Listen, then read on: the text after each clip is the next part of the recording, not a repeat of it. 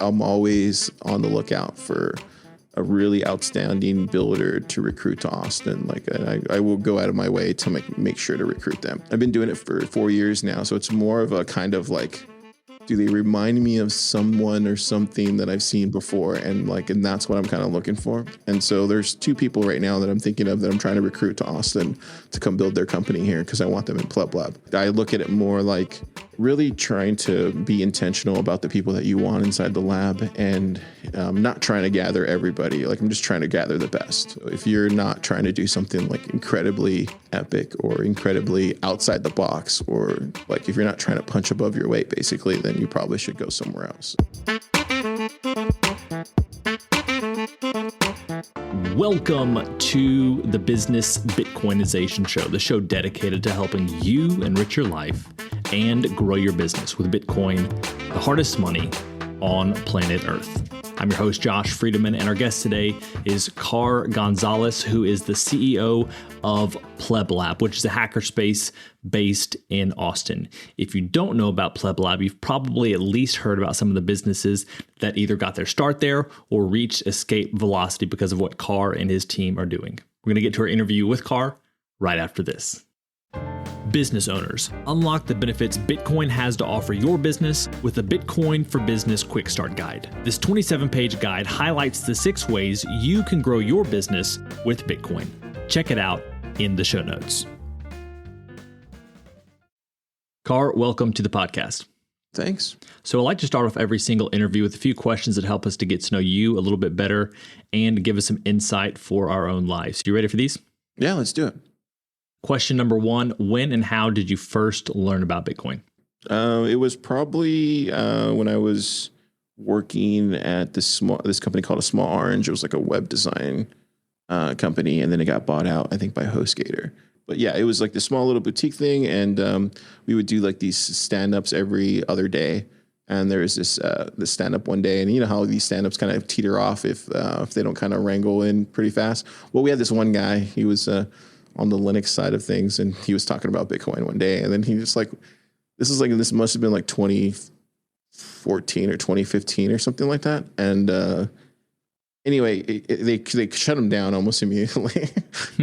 And I pinged him later just in chat, and it was like, hey, what is this Bitcoin thing you're talking about? Because I had heard about it before, and it was like my second time. And after that, he shot me over the Andreas interview with Joe Rogan. And then I listened to that, and then that was when I got it. So this is kind of an off-topic question, not one of the initial 5, but when would you anticipate the next Bitcoin-focused Joe Rogan interview to happen? Do you have any predictions on that? I don't know. I think it's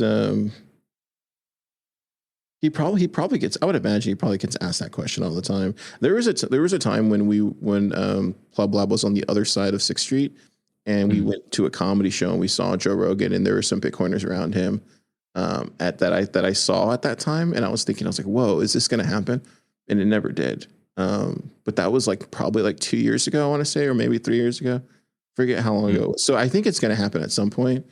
I think off the top of my head, you'd need a Parker there for sure. You would need a Marty Bent, and then you would probably need a Jimmy Song for technical stuff. I think that would. Do you think it would be an Austin person just because that's where Joe Rogan is? I think it would be in Austin. I think it would definitely be an Austin thing. It would have to be. But I know, I think it's going to happen at some point. Maybe this cycle, we'll see. Cool. Well, question number 2 is, what's an insight or fact about Bitcoin that you wish everyone understood? Just how hard it is to build on it. I think that's just not appreciated enough. I think from the sidelines, you can kind of bang your fist and be upset with some companies or developers that are trying to push updates or trying to push code or trying to do commit, you know what I mean? And I used to be one of those guys on the sidelines complaining about things. And then when you finally get behind the curtain and you start spending time with these people, developers and founders and builders, you start realizing they're dedicating their lives to building on Bitcoin, and some of them are not getting paid. And so I think that would be one thing I would wish to dispel on people is how hard it is to build on Bitcoin. And a lot of these people are actually doing it for mission and nothing else. Well, I'm sure we're going to get into that a good bit more as we talk about PlebLab. But question number 3 is, what's the Bitcoin resource you most recommend to other people?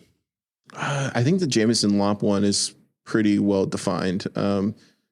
We try to do our own version of that called plebbook.com. And because people would ask me all the time, like in meetups, like, where do I go? Where do I go if I want to do a bit dev? Or if I like, where do I go if I want to get started? Like, and I never had an answer.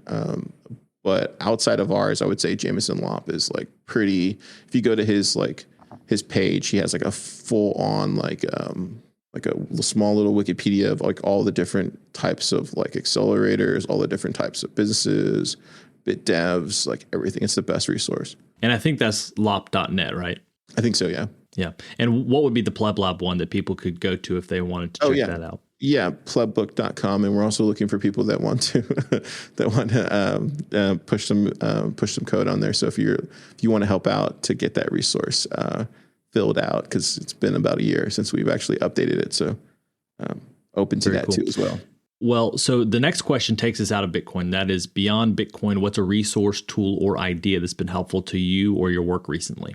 So yeah, we're going through this new cycle, right? And I think there's been a lot of things that we've been putting off as far as like either software or as far as like a camera or gear or audio or stuff like that.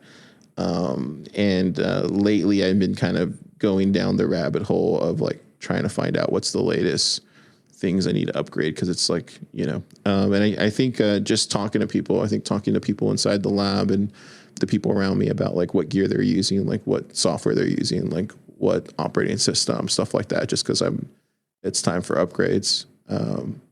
That's what I would say is just the people around me or the Austin Bitcoin community. And now we have our final, what we call our arbitrary but insightful question. And it's this: as a general life principle, is it better to ask why or why not? I think why. Yeah, it's better to ask why. It's better to ask like, why is that? And then diving into the reasons for it. Because even some things that appear to be, wrong or misinterpreted from the outside looking in, you come to understand there's a whole sort of like hierarchy of things that are going on behind the scenes that you just aren't able to see just on the surface. So I would say the why.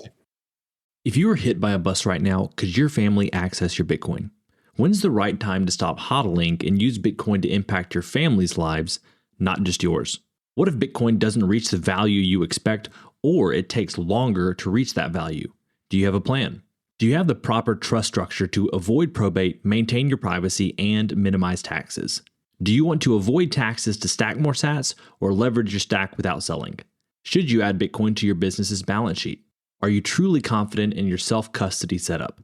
If any of those questions made you stop and think, you probably realize that simply buying and holding Bitcoin is not a complete financial plan. That's where Strong Wealth comes in. Orange-pilled advisors blending traditional financial planning with deep Bitcoin expertise, giving you the best of both worlds, so you can sleep peacefully knowing you're making the right moves for your family no matter what happens. Schedule a free call at strongwealth.net. That's strongwealth.net. Strong Wealth, wealth management for Bitcoiners by Bitcoiners. Today's episode of Business Bitcoinization is proudly brought to you by Velis Commerce, where the future of business technology meets Bitcoin. As we journey through the era of Bitcoin and its transformational impact on businesses, there's one name that stands out: Velis Commerce. Whether you're looking to build a cutting-edge website, a seamless mobile app, or custom software, Velis is your go-to team. They've been diving deep into the world of Bitcoin since 2014, making them one of the most experienced groups for integrating Bitcoin and Lightning payments into a variety of digital platforms. But here's what truly sets them apart. Velis Commerce doesn't just build. They bring a wealth of knowledge to ensure your project's success from day one. Their team understands the nuances of Bitcoin, ensuring that your business stays ahead of the curve.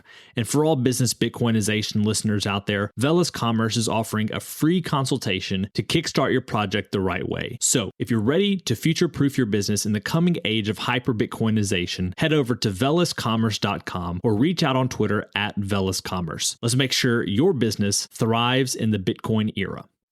Well, Carl, we're here today to talk about PlebLab. I'm guessing that a number of people listening to this podcast on a regular basis have heard about PlebLab before, but there may be some people who run across this podcast who have no idea who you are or what you're doing. And even those who do know may not really know what's happening. I've had the opportunity to visit PlebLab once before and see some of the other things you guys are doing, like your top builder competition. I think we're going to be talking about all those things today, but just could you give a brief overview of who you are and what you're about? Yeah, my name's Carr. I started PlebLab with a group of friends in 21.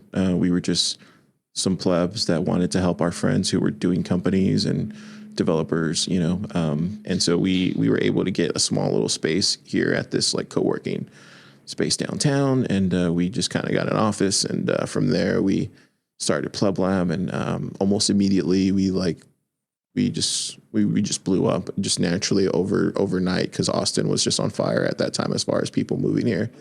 It still is, but at that time it was also new because this was right after the Bukele announcement and stuff like that. So we hadn't seen that sort of like a Bitcoin standard. Hey, everybody's moving this direction. But yeah, we were a part of that in the community, and shortly after that, we helped some companies raise money, and then my co-founder at the time, Kyle, also pursued a raise as well too, and so we raised a little small pre-seed to do an accelerator, a Bitcoin accelerator. At the time, we really didn't know what we were doing. I think now we're a lot more formalized and we understand like the ins and outs of it, and we were much better equipped to help these founders and builders come into PlebLab and get some sort of success, and whether that's like through grants or through like getting a pre-seed, or even if they just want to build their project from the ground up, just as a Bitcoin business, we want to help them do that. And so that's primarily I dedicate my life to, is helping these people get to success in whatever form that is. And that's what we've been doing. So if you go to our website, pleblab.dev, there's a whole group of people that are part of this community, this builder community, this founder community. And they all help out with this kind of growing thing that's evolving. And and I think you've talked to Oliver from Jippy, and he's somebody new in our accelerator that we're helping with building out his company. So it's been a blast. Yeah, the interview with Oliver was really interesting, and it was before he had made some of his announcements. We did talk a little bit about how he's creating kind of the Pokemon Go of Bitcoin education. That came up in the interview without him specifically mentioning it, but he was kind of dropping some hints that led us to kind of open that up as at least a portion of our discussion. What are some other brands or projects that people might recognize that have either started in PlebLab or come to PlebLab and flourished from where you guys are? Yeah, I think our most famous one is probably Zappride, because that was something that John had moved over to from Canada to PlebLab in Austin in 21, and myself and everybody in the lab were a part of helping him shape and build Zappride. And credit to him, because at the time I didn't see the vision like the way he did, and that just goes to show you that sometimes as a founder, as a builder, you really have to stick hard with how you see things and how you see the world, and just build towards it. But yeah, I would say he's probably the most prominent one, and then after that would probably be like Stacker News, and that's Keon, one of my best friends, that's building that, and that's a really cool. I love that site. It's like one of my favorite sites to visit every day. It's like Reddit for Bitcoin, but they pay you in sats. And then the other one after that is Oshi, which is another friend of mine, Michael, who's doing Oshi rewards and all that kind of stuff. And since then, we've had people that have come through. Open Agents is one. It's like an AI company. We have somebody named Jim who's doing Cascader in PlebLab right now. It's an AI company. Bit Escrow is another kind of like multi-sig escrow contract of a sort that they're building. It's very, very, very high tech. And then we've also had like Nifty from Base 58 build out her company inside of PlebLab for the past year. She just recently left, but it was great to see her go from like literally nothing to now she's like killing it as far as like her company. That's really cool. Who else? Yeah, it's a pretty big group of startups and founders. And Yopaki is another company that we've also helped through our accelerator that has gone on to do amazing things. And they're about to launch, or I think they just launched their Lotteria app in Mexico, and hopefully an exchange here before the end of the year. We'll see. Well, it's really interesting to hear all of those names. Hopefully that will give listeners an idea of how influential PlebLab is, because, I interviewed Tristan when it was still Lightning Escrow. Now they're Bit Escrow. Michael was one of the first guys I got to know in the Bitcoin ecosystem, and we've become friends since then. I've interviewed him a couple times in the show. Same thing with John from Zaprite. Interviewed him twice and just had Will Cole on a few weeks ago. So there are a lot of things coming out of PlebLab. One of the things you mentioned is that John McGill of Zaprite actually moved down to Austin from Canada. And I'm curious how often you've seen that. You said, back in 2021, there were a bunch of people moving into Austin for all sorts of reasons. But it seems like there were I've talked with a number of people who moved to Austin specifically for the Bitcoin community. How many people have come to PlebLab from other places just so they can have that startup culture and kind of that co-working space and other builders around them? Yeah, I think I want to say almost everybody in PlebLab besides me that has moved to Austin for PlebLab or for to build. I think the last one we've had is probably Oliver was already here. I'm trying to think who's the last one. Probably Nifty was the last one because she moved from Houston to Austin. Maybe her. I would probably say her. Yeah. But no, I have this saying inside the lab, it's ABR, is always be recruiting. And so I'm always on the lookout for a really outstanding builder to recruit to Austin. I will go out of my way to make sure to recruit them. Because to me, I really see this thing as it's really hard to build on Bitcoin. And I was saying that earlier. And you're looking for a certain type of skill sets, a certain type of a personality type, and a certain type of person. And so when you're trying to recruit people, you're trying to find if they fall into all these categories. And I really don't have it formalized. It's more of I've been doing it for 4 years now. So it's more of a kind of do they remind me of someone or something that I've seen before? And that's what I'm kind of looking for. And so there's 2 people right now that I'm thinking of that I'm trying to recruit to Austin to come build their company here because I want them in PlebLab. So it's kind of like that. I look at it more like really trying to be intentional about the people that you want inside the lab, and not trying to gather everybody. I'm just trying to gather the best. We have this saying inside of PlebLab, if it's mediocre, you probably shouldn't be here. You probably should go do it somewhere else. And that's not to be rude or anything. It just means we have a certain standard here and it has to fall in that standard. And so the bar is really high. And so if you're not trying to do something incredibly epic or incredibly outside the box, or if you're not trying to punch above your weight, basically, then you probably should go somewhere else. And I don't feel bad about saying that. It's it's just who we are because of the people that have come through before us, and they've kind of set the standard as far as what can be accomplished inside of the lab.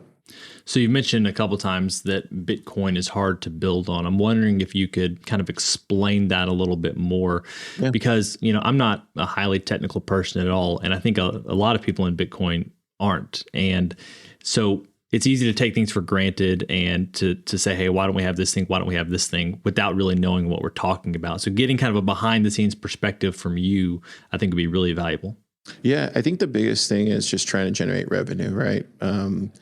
Inside of this it was a little bit different before the whole Biden-Harris administration. And I say that because they came in with the whole choke point 2.0, and they've really kind of pushed a lot of builders in Bitcoin to do things the hard way, which is the non-custodial way. And before, you would have this custodial model of where sats can basically think of it kind of like a spigot, right?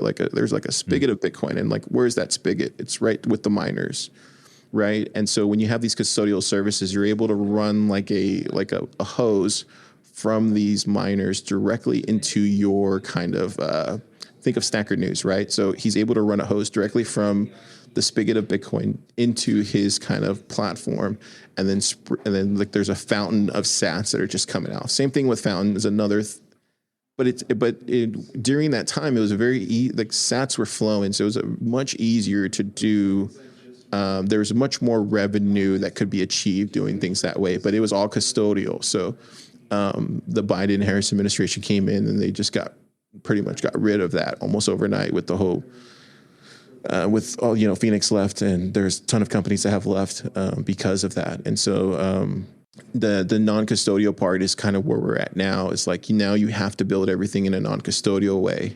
There's different types of companies that are trying to do this through like mints or through like eCash or through some other type of like layer of Bitcoin, whether it's like liquid or whatever. But that requires them to hold your Bitcoin. And that's, as you know, as I know, like, and that doesn't go well throughout history whenever people do that, like holding your Bitcoin. So that's not an option, at least from the way I see it, to generate revenue. So it really comes down to the revenue part in Bitcoin. You have to find something that, because Bitcoin is entirely open source. So it doesn't need a middleman. So you really can't it's very hard for you to make money in Bitcoin. That also falls into the ethos of it as well too, right? Because you, Josh, you can say, well, why am I going to pay you, Car, if I can just send it directly to them? That makes no sense. And that's what we're trying to get rid of as Bitcoiners. I think the hardest part about building on Bitcoin is the revenue. And then once you figure out that part, then you have to figure out like the whole tech layer and like building on Lightning, which is extremely hard. And then there's that. So then there's all the technical stuff that you have to figure out too as well. So that's why, like, when we were talking about earlier, it's like, who are you looking for? I'm looking for somebody who loves and enjoys pain, pretty much. It's like, is there somebody who enjoys hitting themselves over the head over and over and over and over and over and over and over and over and over again, and willing to get back up every single time and still march on towards mission? And that's what you're trying to find in a builder or a founder, especially in Bitcoin, because it's so easy to fold, right, when things get tough. But as Bitcoin founders, most of them have like true grit when it comes to building for mission and also trying to generate revenue. That's why whenever I see people like Will from Fold, or like even Parker and Will Cole from like when they were doing Unchained, or Joe from Unchained, like it's like, wow, like they were able to generate revenue, like, and they figured it out. And so that's why I'm saying it's like really, really, really, really hard. So most of the easiest ways to generate revenue is through exchanges, which is why you see like companies like Yopaki going in that direction. Same thing with Zappright is payments. So they're very modular. So they're able to charge a subscription, which I think is still they should be charging more, but I hope that will come in time. And same thing with Snacker News. They're charging like territory fees, and they're making money off this community that they built. So once you figure out that part, it becomes a little bit more manageable as far as like expectations and what you can kind of start planning for. So I'm curious here. Is it that people are building things that replace something in the fiat system, and people don't feel a need for what's being created yet? Like they don't need to switch, and so they're not willing to pay for it? Or do you see this being an issue no matter what in the Bitcoin space, when people are trying to figure out how they're going to make revenue with their Bitcoin project? Yeah, so let me think of an example. Okay, yeah, this is a perfect example. So like, you probably use Fountain before for your podcast, yep, right? You could use Spotify, or you could use Apple Podcasts or some other podcast, but you use Fountain. I would imagine you use that because you're able to generate sats on that platform, and they make it really easy for you to have a wallet and to shoot it out every month once it passes a certain limit. And so you're able to generate all these sats. Well, with that, Oscar's able to make some sort of revenue from that as well too. It's smaller, it's tinier, but over time it'll grow because he has that on his balance sheet. And I think when you're looking at stuff that people will port over, they really need a reason. And I think this is where, like, I think there's this kind of rewards boom that's going to be happening again, because I think what we're seeing now is a lot of these. The Z generation, I guess Generation Z, the Zoomer generation, like their mind is very short, like attention span is very short. So they need like dopamine hits, and they need all sorts of like there needs to be more than just what me or you probably need to get something out of as a service. And this is where, when I think of like Jippy, I'm thinking like, okay, they're going to have this like Pokemon Go product that's going to be able to give them that dopamine hit, but also have the rewards built in, but also allow them to buy a Bitcoin at some point. And when you think of that, that's like automatically revenue that's going to come through that if he's able to execute on all these kind of milestones that he has set forth in front of him. And that's where I think, like, when you're thinking of like building a Bitcoin project or building a Bitcoin company, you need to really think long and hard about how you're going to generate revenue, and if there's a slice of that ecosystem that you can kind of pull from. And I think when I think of Jippy, it's like it's completely obvious that Pokemon Go is a successful product. But like, what would a Bitcoin version of that look like? It would be incredibly addicting, and it would probably be incredibly addicting to a lot of really young people, excluding ourselves, or maybe we'd play with it too. But it would probably be from anywhere between 18 to 40 or 18 to 35 of that kind of that age gap that would probably play it. So that's where, when I think of like stuff like that, it's important to really set expectations and milestones that you want to check off, that are in front of you for making revenue. And I think you need to deliver to the customer, the client, exactly what they expect from that, right? We were talking about Fountain earlier, and so you're expecting sats from this podcast, and you're expecting sats every month from Fountain, and that's the agreed upon contract that you have, the social contract that you have with them, and I think as long as that is enforced and is therefore in front of you, I think you will continue to use Fountain, and probably stay away from using Spotify or like some other podcasts. I appreciate that explanation. Now, one of the things you have been doing, and I don't know if this is a way to vet projects or what exactly, but the Top Builder competition seems to be fairly successful in bringing attention and interest to PlebLab. I don't know exactly how many of these you've done. I know there was one last spring, then more recently, I think you had one as well. But what's Top Builder? How did it come about, and how has that been as far as helping to bring people and interest to PlebLab? Yeah, so there was a guy who worked at Wolf. His name was Brian. Shout out Brian, amazing guy. The whole team there is great. And we were talking about, hey, like, what would, like, we want to help you guys, like let's do something together. And I was like, cool. I was like, if you guys sponsor it, we're down. And so at the time, like, we were kind of batting through this, like, maybe we should do a hackathon. But I was like, hackathons, like, I don't think you get most for your bang for your buck with hackathons. I think there probably could be a better way. And I don't know if it was my idea or his idea. I forget whose idea it was, but it was like, hey, let's just do like Top Chef style for Bitcoin builders. And there's one thing about Bitcoiners, and you know this, like, we're very competitive people. Like, we love making bets. We love like that kind of thing. And we love pain for the most part. I think the way I initially pitched it was like, oh, let's just do like a Top Chef for Bitcoin, and then like see how that plays out.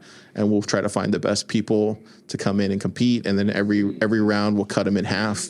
And then until we get to the top 5, and then we'll fly them to Austin, and then they'll present in front of everybody. And then we'll have some judges, and then they'll pick the top builder.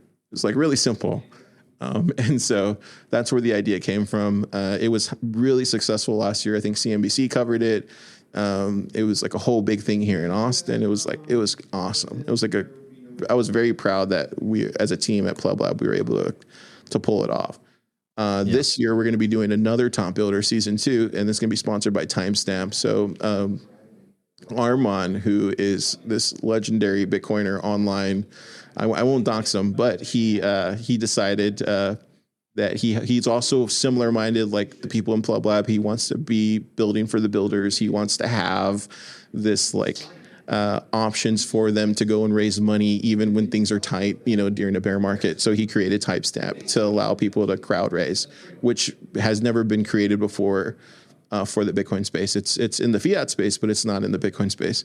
And so we're going to partner with them this year to do Top Builder season 2. And and right now I'm in the process of like putting it all together. Right now you can go to the website. Actually, you go to topbuilder.dev, read through all the stuff, and you can actually if you complete that type form, I'll be reaching out to you and see if you kind of fall into the guidelines of being a team inside of Top Builder. Because I think last year we had 9,000 9 or 10,000 different views. And then we had like over 72 applicants, I think it was. And then I got them down to like 32 teams. And then from there we had Yopaki won top builder last year. That's what the judges voted. And I thought it went great. And I think there's also a Bitcoin prize at the end. But not only that, it's like you get like an 8-week, basically kind of like you basically get thrown inside the PlebLab community. And then from there, it's just like, boom, your startup just accelerates. Or your project accelerates. And then you're also getting help from people inside the lab, like a lot of our network and people that we know. And then before you know it, you're like full on building this Bitcoin company. And you're like, whoa, what happened? And so that's for me, is always the fun part, is seeing these people transform themselves from going like, hey, I think I can do this, to actually getting their first raise. And it's like, whoa. And last year was really special because we had some really good teams that I really didn't want to cut, but like seeing where they are now with their companies, it's like super bullish for Bitcoin, because these are such new ideas that I don't think would have gotten created without Top Builder. Because hackathons are good, but they're only good for like a weekend, and it's very rare that they'll continue going. So, but I think you need a competition in Bitcoin that like gets people going, and it like, because I would firmly believe that in order to get hyper Bitcoinization, we need more Bitcoin companies. Like we need more Bitcoin businesses. And until we have more of these, I don't think we get to hyper Bitcoinization anytime soon. I think we tried in the early days of Austin to get people who had businesses to accept Bitcoin. But I think it's much easier just to build companies and businesses around Bitcoin. Not easier, but it's faster as far as like the time frame. And what was the event in Mexico City? I know Oliver was talking about that when I interviewed him. Was that Top Builder or just a separate PlebLab event that was happening down there? Yeah, so we do 2 startup days a year. So startup day is the one that takes place here in March. We'll have another one here in March next year in 2025 at the Bitcoin Commons. And we do the Top Builder competition and the one in the spring. So during March, and then we do another one in the fall or in the summer, and that was the one that we did in Mexico City.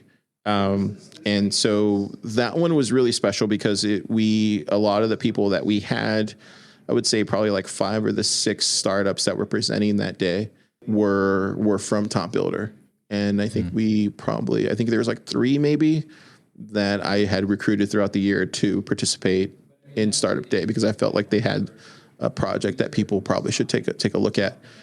So we did our best to present the 9-8 best potential startups in Bitcoin to everybody and say, hey, this is our grade. This is what we think are the most interesting builders right now. Here they go. Like here they are. And so that's what we did in Mexico City. I think next year we probably won't do it in Mexico City. It was so hard to do another an event like that. Not only because of the language barrier and everything, but it was just like extremely difficult. And it would have probably been better situated doing it in America. But I think it looked great online, and I think there's more people asking about it, I think, than they would have in America. But I mean, I don't know. I think next year, I haven't really thought that long about what we're going to do for the summer startup day, but I would imagine it'll be in America. Maybe, I don't know, maybe Nashville. We'll see. I don't know. I'm still thinking through like where we could do it. Maybe we could do it at the Bitcoin Park. I think that would be kind of cool. So I guess the last question before we get any final thoughts from you is, do you see any areas right now where you feel like people should be building with Bitcoin, like business opportunities you see out there that you wish people would tackle, but where there's no current great, like definitive answer yet? I think there's some really cool things that could probably be achieved through the non-custodial stuff. And I mean this like in like kind of what Phoenix is doing with their stuff I think because they pulled out of the US. So I think there's a gap there in the United States to do something similar. And I don't know of anybody doing that right now. There probably is somebody doing it. Maybe it's probably more open source, but as far as a business, I don't see a similar business model inside the US that kind of fits the same thing, because I think that would that would be really interesting. And I would imagine it's just because of the amount of capital that it would take to do something like that. I would imagine that's probably why.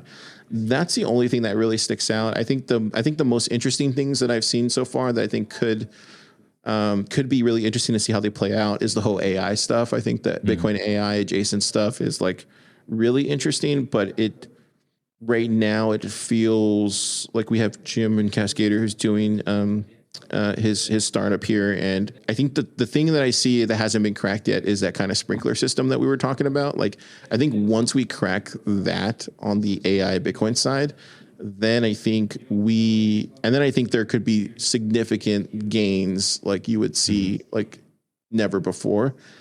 And when I think of that, I think of like Jim and Cascader, what he's doing, because I think eventually he's just going to figure it out because they build so fast on that side. And even with Christopher David, who's doing like open agents and stuff like that, like they build so fast that it's in their favor for them to figure it out like rather quickly. And so when they do figure it out, I think that'll open the kind of the window for everybody, and then everybody's going to come in and copy it and be like, yo, like, hey, we're also going to do that too. And that's just normal startup stuff that you see all the time. So I think the AI stuff is really interesting, but it's like, it's going to be some time. But I think once they do figure it out, it's going to be like, wow, that was so right in front of you. Very cool. Well, hopefully we'll see some of that in the near future, but yeah, a lot of this is happening behind the scenes, and then all of a sudden it explodes out. Like, I feel like, Zapright, I interviewed John probably within the first 15 or 20 episodes of this podcast. And then it wasn't until last year where everyone started talking about Zapright. And right now there are things being built in the last year or so that we're not going to hear about for another year or two. But it's exciting to know that you guys are there, making sure that builders have a place for themselves to build and to kind of, share ideas with other people. Do you have any final thoughts before we finish up today's interview, as well as places where you'd like for people to go if they want to keep up with PlebLab? Yeah, I just want to thank you, Josh, for everything that you do in Bitcoin. I don't think you get enough credit. Like you said, you've been like what you do about getting the word out for these startups is like exactly what they need. Like, they really need the practice, but they also need the push to have them to keep going, because it's very like it's a very good feeling to be able to talk about yourself and what you're building. And so like, yeah, thank you for that, because I think what you're doing with your podcast is exceptional. And like you said, you have the proof of work to prove it, that, hey, you're following closely too. So you know exactly like what's going on in the ecosystem. So yeah, I just want to say thanks for that. And like, if there's anybody out there who's interested in building a Bitcoin company, come find me in Austin or shoot me an email, car@PlebLab. Yeah, let's talk, because I want to help you get to success. And I think we can. It's a bull run. It's the best time to build a Bitcoin company. I mean, there's great times to build a Bitcoin company, but there's like really great times. And during a bull run, it's like a really great time to build a Bitcoin company. And there's so many problems that could get solved. And if you have a great idea and you think you can achieve it, even if you're non-technical, that's how we met Francisco. Like, he was non-technical, had a great idea, had like the network to pull it off, was persistent, had the work ethic, had everything else, didn't have a developer, didn't know how to code. He came to PlebLab, and within a year found his co-founder, and then now he's building a Bitcoin exchange for Mexico. That's how easy it is within 2 years. So I would say, if you're interested, come find me in PlebLab, and we'd love to help you get to success. Yeah. Sounds good. Well, Card, thank you so much for your time today. It's been a pleasure. Thank you. Thank you, Josh. Well, friends, it's a wrap. Thanks so much for listening to this episode of the Business Bitcoinization Show. If you want to reach out to either me or Car, you can find those links down in the show notes. And be sure to check out the Top Builder competition as well. As always, keep building, keep growing, and until next time, keep living and leading well. Thanks to those who have been supporting the show on Fountain in the last week, including user 545-45986 and No Waste BTC Signs, who both stream sats to the show, and user 31957117, who sent a boost and said, zapping hashtag V for V from Fountain. If you would like to support the show, you can listen on the Fountain app and either stream sats as you listen or send a boost. And if you include a note with that boost, I'll be sure to read it on the show.